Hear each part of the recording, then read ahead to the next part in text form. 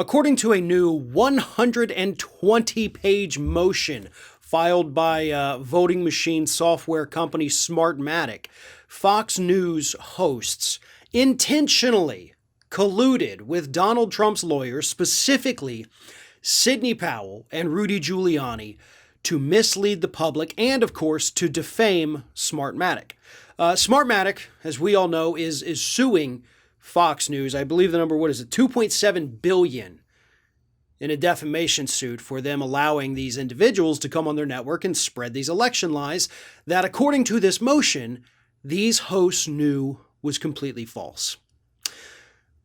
Last week, Fox News had filed a motion with the court saying, please dismiss this entire lawsuit because it violates our First Amendment rights as a network.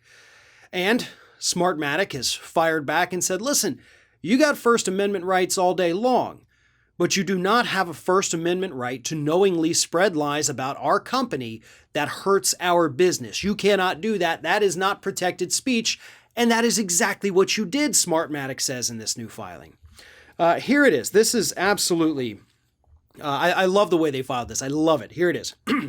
The Fox anchors were not innocent bystanders, and the disinformation generated during their Fox News was no accident.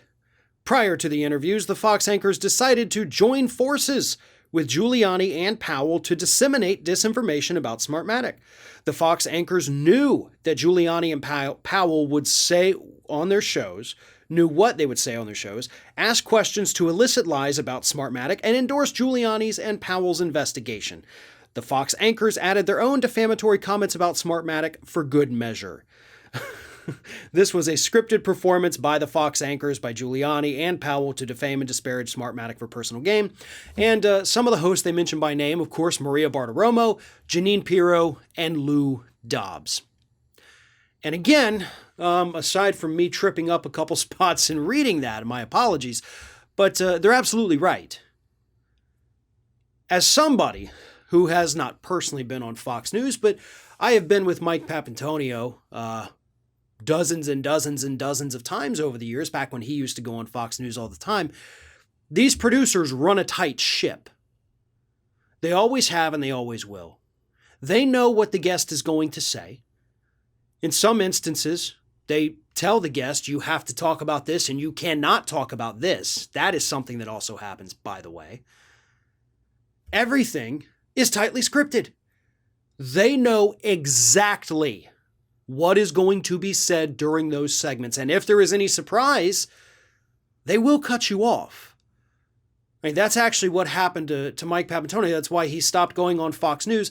He said something that pissed them off. You hear a producer come in and say, cut his mic. And then he was never invited back on.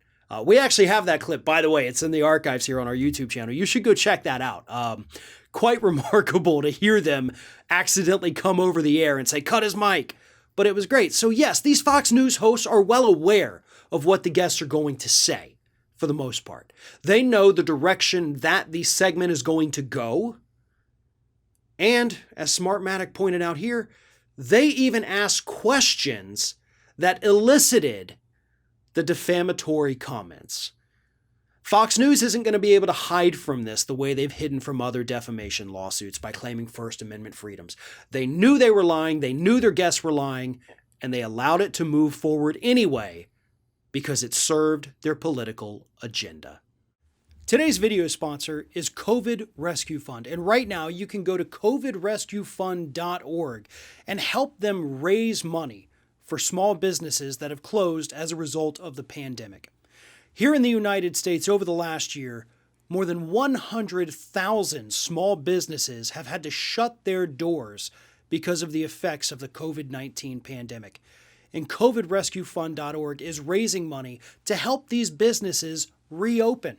Now, we all know Congress has released money. A lot of it got gobbled up by major corporations, but the rest of it went to help businesses to keep their doors open.